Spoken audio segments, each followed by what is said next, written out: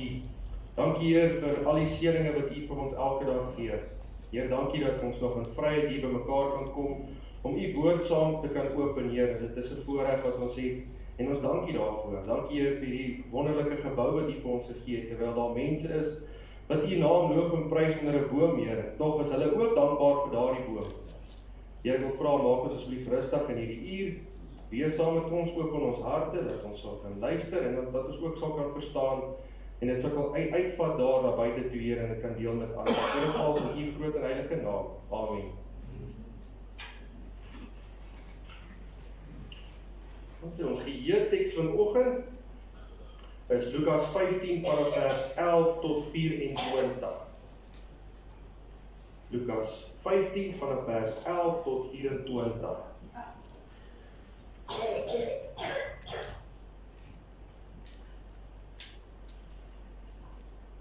Gaan die kans gee om vir daar te blaai. En dit lees soos volg, Lukas 15 vers 11 tot 24. Hy het ook gesê, 'n man het 2 seuns gehad, en die jongste van hulle het vir sy vader gesê, Vader, gee my die deel van die eiendom wat aan my toekom. En hy het die goed tussen hulle verdeel, en nie baie dae daarna nie, het die jongste seun alles bymekaar gemaak en weggereis na 'n ver land. En daar het hy sy eiendom verkoos deur losbandig te lewe. En toe hy alles deurgebring het, kom daar swaar hongersnood in daardie land. En hy het begin gebrek ly. Toe het hy hom by een van die burgers van daardie land gaan voeg. En die het hom in sy veld gestuur om varke op te pas. En hy het verlang om sy maag te vul met die pele wat die varke eet, en niemand het dit aan hom gegee nie. Vers 17, maar hy het tot homself gekom en gesê, hoe baie huurlinge van my vader het in oorvloed van brood, en ek vergaan van die honger. Ek sal opstaan en na my vader gaan, en ek sal vir hom sê, Vader, ek het gesondig teen die hemel en voor U, en ek is nie meer werd om die seun genoem te word nie. Maar soos een van U huurlinge, maak my soos een van U huurlinge.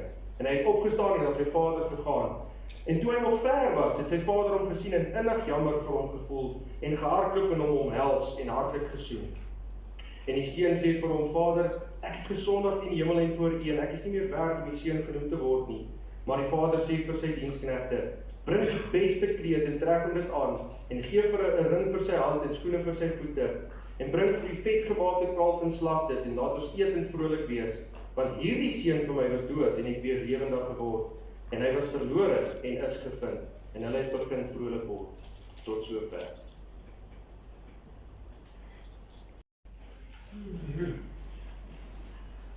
Sy, goeiemôre almal, geseënde Sabbat vir die wat ek nog nie gegroet het, die meeste al vanoggend gegroet. Dis maar daai liedjies, die CD's weet dan, ek sê ook vir hom, Johan, dis nie net hier waar julle so met dit sukkel nie, dis die enige ook, as ons nie 'n dame het of ons daar te kan speel of iemand nie, dan is dit maar 'n bietjie gesukkel, en soos amper soos 'n lucky packet, ou weet nie wat om te verwag nie, nee. Partykeer is hy vinnig, partykeer is hy stadig, maar nou ja, ons vat hom soos hy kom. Ons het reeds ons geheerteks gelees, by Lukas 15 van vers 11 tot 24. Die verhaal vanoggend wat ek graag vir ons wil vertel, is die verhaal van Obed, die verlore seun. Nou, jy sal goed weet dat daar nie 'n naam gegee word vir die verlore seun nie, hè? So, hierdie is maar net hoe ek gedink het die verhaal kon afspeel. Ek het vir myself daar so geimagine, soos hulle sê.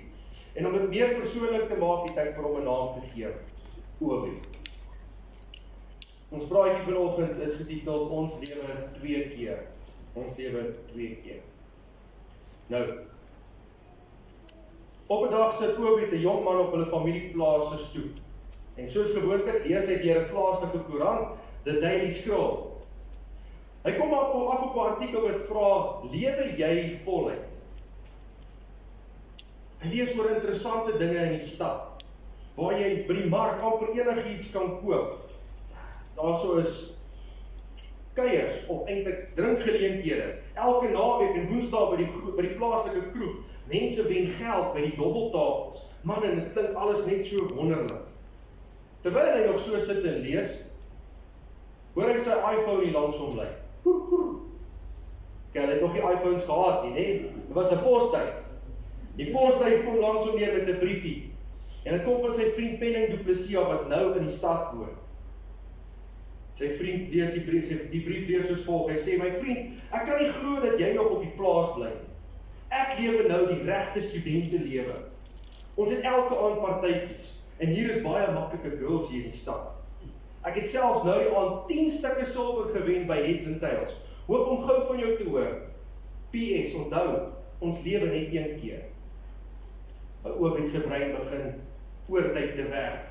Is ek besig om uit te mis op die lewe? Hier is ek is eintlik vas hier op die plaas. Hier's eintlik niks wat aan die gang gaan nie. Ek wil ook stad toe gaan. My lewe bietjie geniet. Ek wil ook van daai girls hê wat hy van praat. Ek wil ook voel hoe dit voel om bietjie te gaan drink, ek bedoel kuier. Dit klink dan alles so lekker. Ek.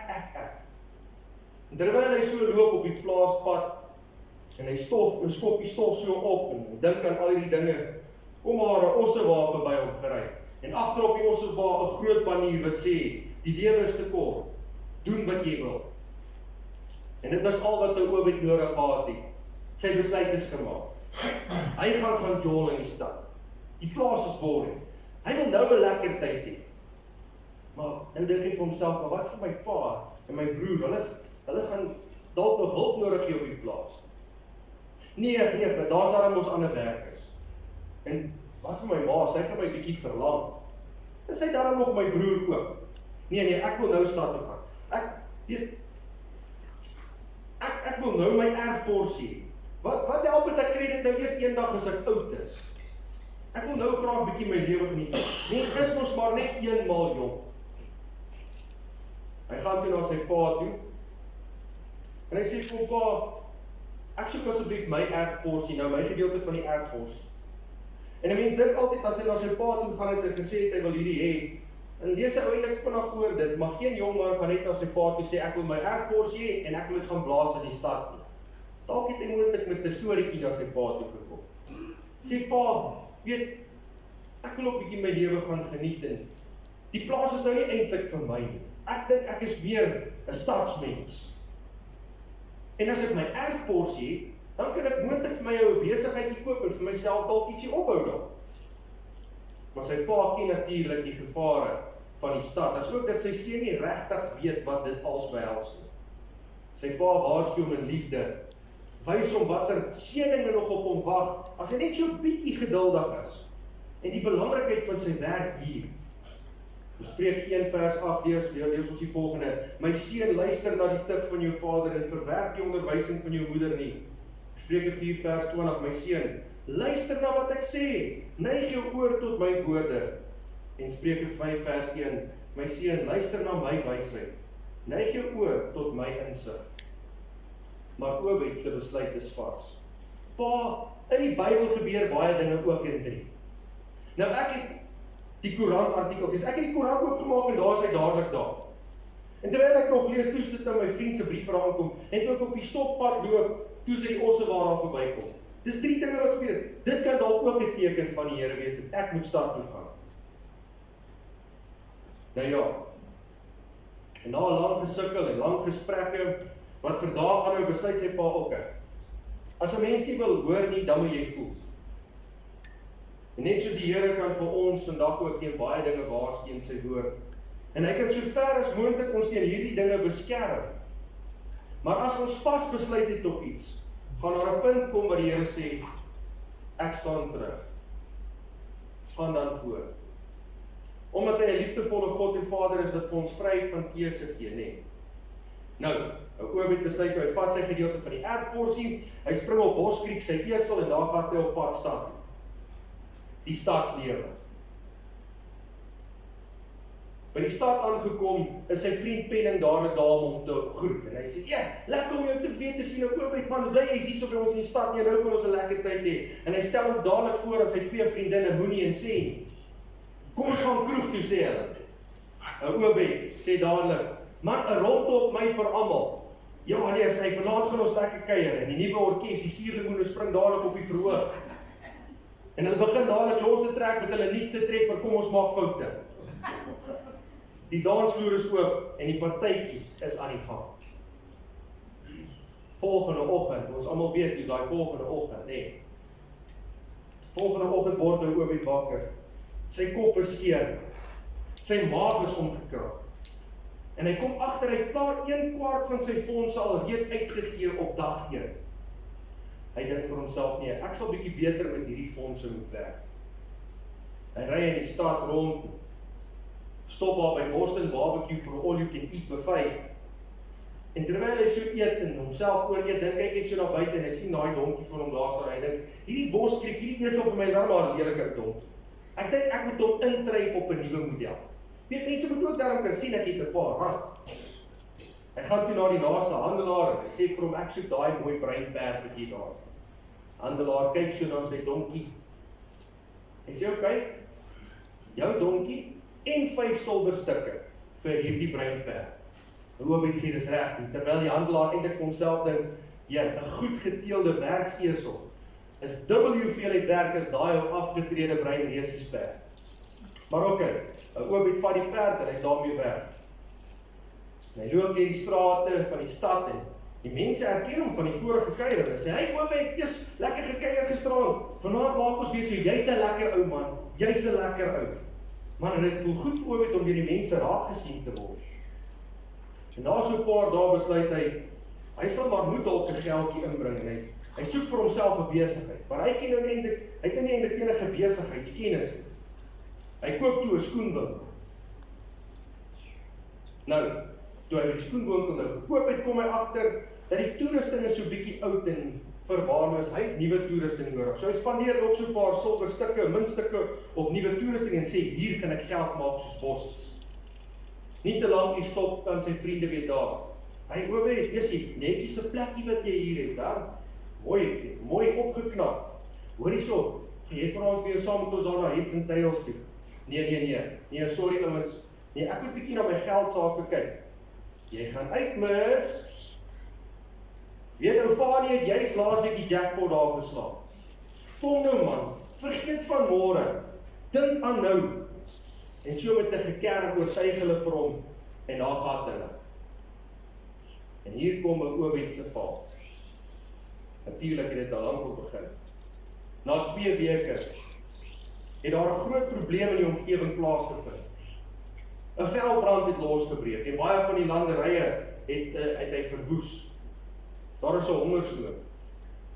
Van Oobed se laaste geld het hy by die dobbelhuise uitgegee.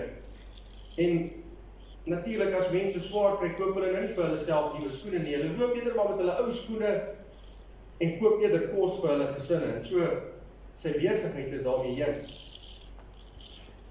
Hy is honger, hy is koud en hy wandel maar bietjie deur die stad se strate.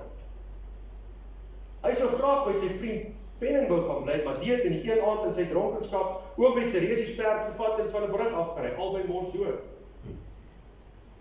En hy sou graag by Moenie en Sandy wou gaan bly, maar hulle het vir 'n ander ryk mans gaan soek. Hy is alleen. Hy is op sy eie. Niemand ken hom meer. Uiteindelik, na weke op die straat, kry hy 'n werk. Maar dis om varke op te pas. Hy is so honger dat hy self smag om die varke se kos te eet. En is in hierdie tyd wat hy besef, ek het eintlik op niks uitgemis terwyl ek in my vader se huis was. Hy begin te dink aan die tye waar hulle as gesin gesit het en moontlik saam die woord van God bestudeer het en sekere verse kom terug na hom toe. En hy dink aan 'n vers soos Spreuke 21 vers 16 tot 17 wat sê, 'n mens wat afdwaal van die pad van verstand sal in die vergadering van die skimme rus. Wie van vrolikheid hou, is 'n man van gebrek en hy wat van wyn en olie hou, sal nie ryk word nie. Spreuke 6 vers 24 tot 26. Lees ons die volgende. Om jou te bewaar vir 'n slegte vrou, vir die gevlei van 'n vreemde tong. Begeer haar skoonheid nie in jou hart nie, en laat sy jou nie vang met haar ooglede nie. Want vir 'n hoer verval 'n mens tot 'n stuk brood, en 'n ander se vrou maak jag op 'n kosbare lewe. Ek wil eers 'n bietjie vas staan by van hierdie volgende reeltjies wat ons baie in ons tyd hoor vandag. Lewe jou beste lewe nou. Vergeet van môre. Dink aan nou. Onthou, jy lewe net een keer. Volg jou hart en wees gelukkig. Dit klink goed op die ore, nie waar nie? Ek bedoel, wie wil nou nie gelukkig wees nie? Maar sien, nie een van hierdie spreekwoorde is om God te volg en so gelukkig te wees nie. Maar dit verteenwoordig eintlik sy eie sondige natuur te volg Dit verteenwoordig 'n roekelose, sondige, foute maak leefstyl van die eie ek, wat later ongelukkig oorgaan na hartseer, verdriet en spyt wees. Maar hierdie dinge word nooit uitgebeeld. Ons sien net altyd die goeie. So, en gelukkig in die verhaal van Obed, het spyt nie heeltemal te laat gekom nie. Maar Obed besef dat sy pa se werkers meer as genoeg het om van te eet. Met respek gehanteer word, terwyl hy hier slegter as 'n dier bly. Obed het die kans gekry om tot hierdie besef te kom, terwyl baie ander wat 'n draai in die wêreld gemaak, nie hierdie geleentheid kry nie. Maar sterf terwyl die duiwel hulle het, presies waar hulle wou hê, weg van hulle vader se huis af. Sien, selfs toe ek 'n tiener was, het ek gedink, ek gaan 'n bietjie 'n draai in die wêreld gaan maak. Ek sal later weer terugkom na die Here toe. Ek sien 'n kop skud daar aan die ander kant ook. En sien, ons het die versekering. Ons het die versekering dat met 'n opregte hart, opregte berou en bekering, net wel opregte berou, sal God sy kind enige tyd terugneem. Want God verwerp nooit 'n opregte hart nie. Maar ek wil ons graag oplet, ons het nie die versekering dat ons wel daardie geleentheid gaan kry nie. As dit van Satan afhang, sal hy almal vermoor wat tans nie met Jesus wandel nie. En is slegs deur God se genade dat die wat nie die Here ken nie, steeds asemhaal. Omdat hy vir almal 'n regverdige geleentheid wil gee om tot bekering te kom, vir so lank as moontlik, omdat hy nie wil een van sy kinders sien verlore gaan. Nou ja, Obed kry groot berou.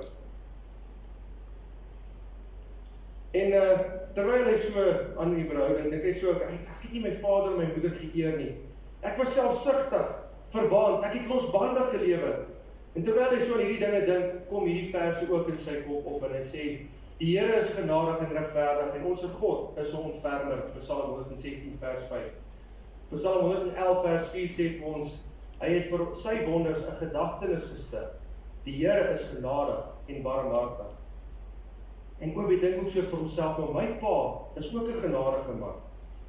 Ek sal na hom toe teruggaan en vir hom om vergifnis smeek.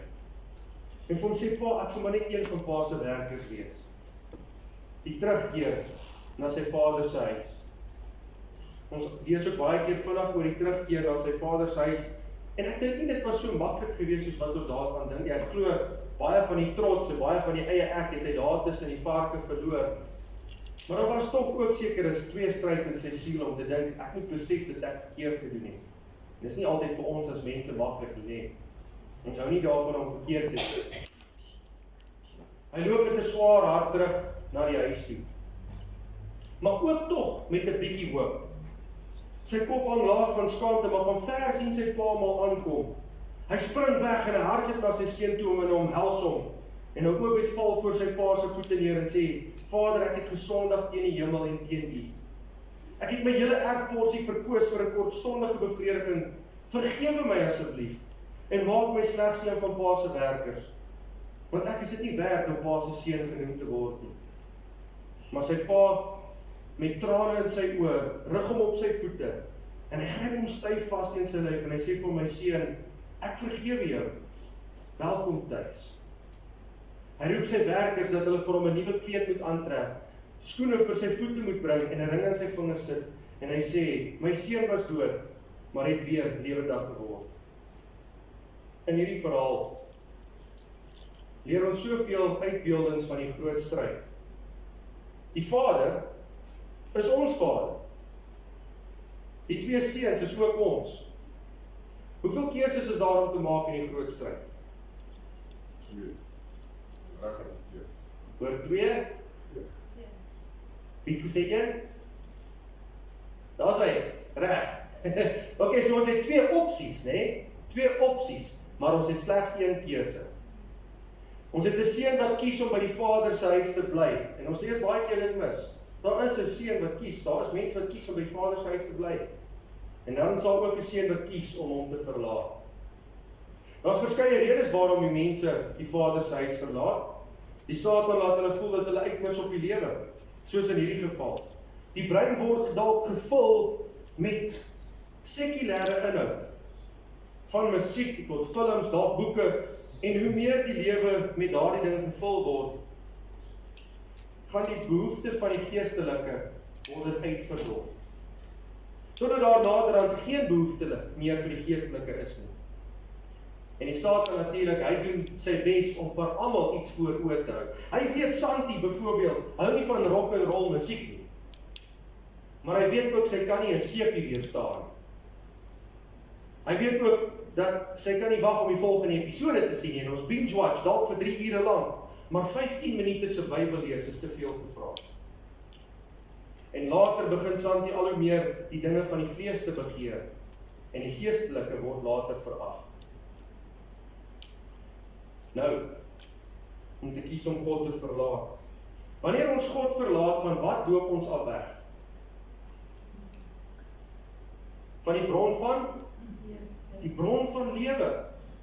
En soos hulle sê in Engels, by default, wat kies ons? Dood. Die dood, die teenoorgestelde van lewe, is dood. Daar was moeilike tye in die land. Kom daar soms tyds moeilike dinge oor ons lewens. In hierdie geval het nou Obed dit oor homself gebring, die moeilike tye. Maar daar kom ook baie dinge oor ons pad wat ons nie oor onsself bring. Later sal ons kan sien hoe God ook alles ten goeie laat werk. Al verstaan ons dit nie. Maar in hierdie geval het, soos ons sê, het Obed dit oor homself gebring. En ek self het ook 'n moeilike tyd oor my pad gebring. Vir baie jare lank het ek my gesondheid as vanselfsprekend net aanvaar. En dit was nie totdat ek op die punt gekom het wat ek dodelik siek geword het nie. En besef het dat ek nou gaan sterf. Dat ek agtergekom het dat gesondheid is 'n genadegawe van die Here af. En dit is nie 'n waarborg nie, soos hulle sê in Engels, it's not a given. Dit moet wys gebruik word tot eer van God. Wanneer ons geestelik arm en honger is, kan mense vir ons gee wat ons nodig het, sal julle sê. Kan mense vir ons gee wat ons nodig het as ons geestelik arm en honger is? Nee. Daar is baie mense in hierdie wêreld wat moontlik materiële rykdom besit, maar hulle is geestelik arm. En hulle wandel rond in hierdie wêreldse veiligheid en smag na verlossing. Slegs God kan daardie spasie vul. Op 'n stadium was ou Edom so honger dat hy selfs bereid was om die varke se kos te eet, terwyl daar brood is in sy vader se huis. En die duiwel laat ons baie keer na die spyskaart van die wêreld kyk as lekkerder as die volgraan brood wat ons opvul en ons opbou. Daar is geen geestelike voeding in die wêreld nie. Jesus is die brood van die lewe. Die Satan gebruik dalk helder kleure en musiek en flitsende beelde.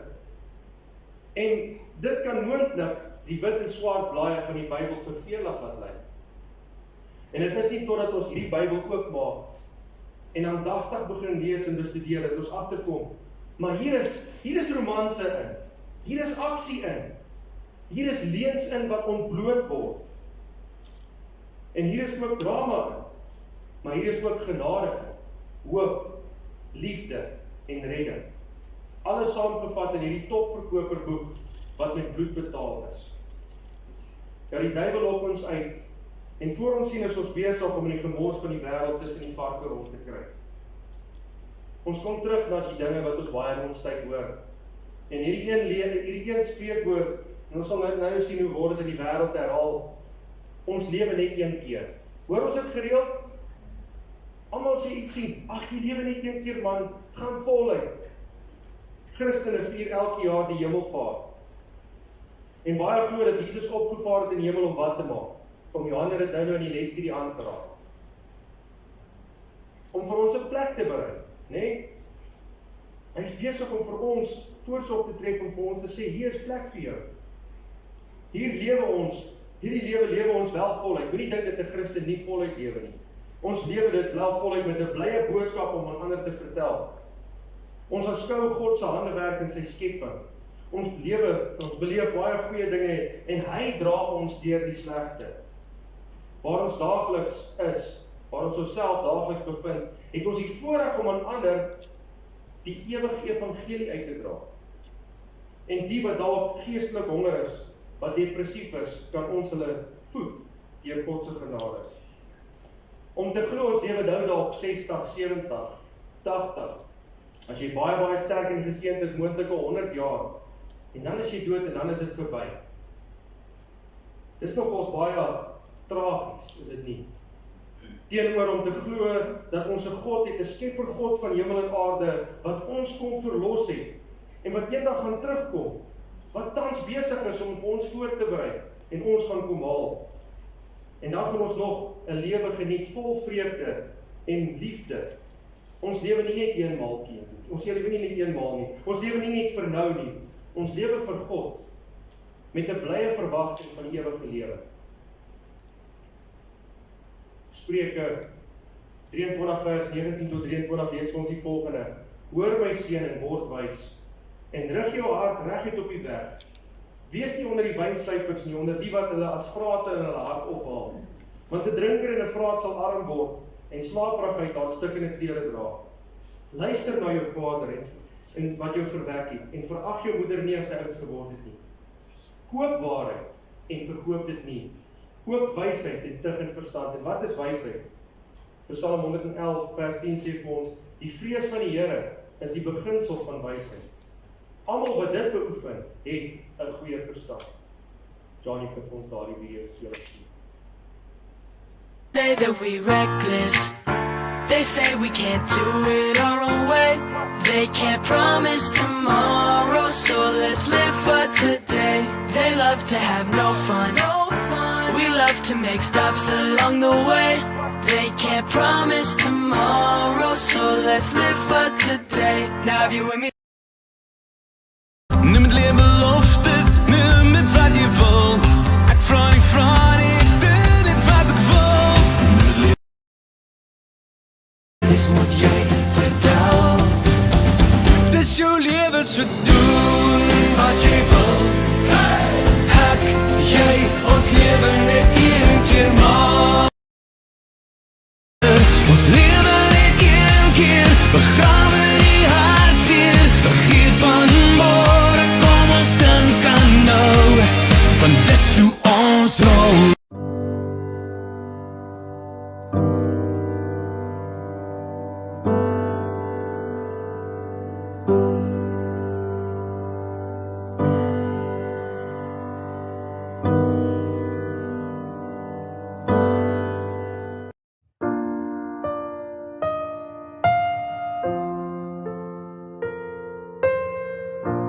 My Jesus, my Savior, Lord, there is none like you. All of my days, I want to praise the wonders of your mighty love. My comfort, my shelter, tower of refuge and strength. Let every breath, all that I am, never cease to worship you. God of wonders beyond our galaxy, you are holy, holy. The universe declares your majesty. You are holy, holy, Lord of heaven and earth. Lord of heaven and earth. Early in the morning, I will celebrate the light. And when I stumble in the darkness, Call your name by night. I will call your name by night. Shout to the Lord, all the earth, let us sing. Power and majesty, praise to the King. Mountains bow down and the seas will roar at the sound of your name.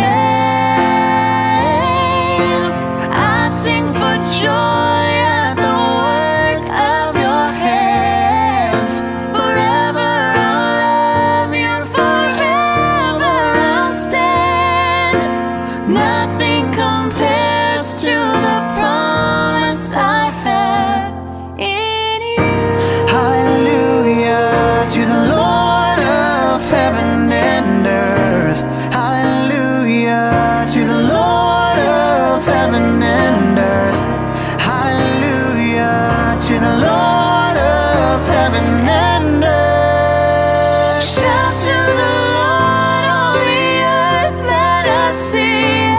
You are holy. Praise to the King. The universe declares your majesty.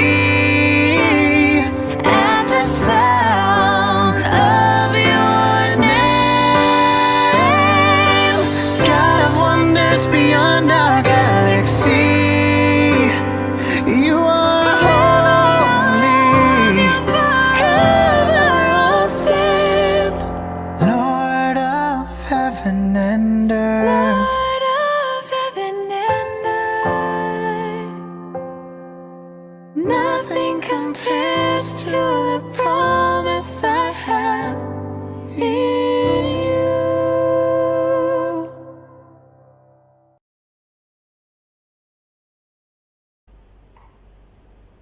Die Satan wil so graag hê dat ons soos 'n Esau, daar saam met Jakob, of soos 'n Edom, 'n verlore seun, ons hemelse erfenis verkoos vir 'n kortstondige bevrediging van die eie ek.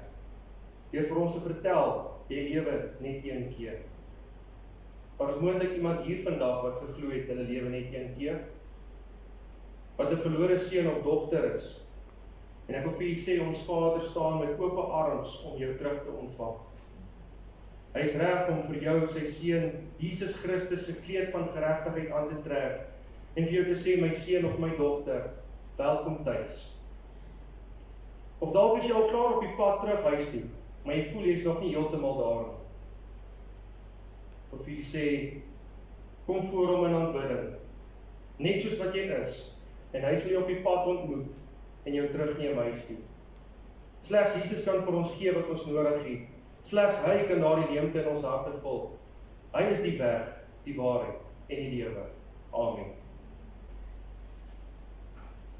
Here Jesus, dankie dat ons weet, ons lewe nie net hier en vir nou nie.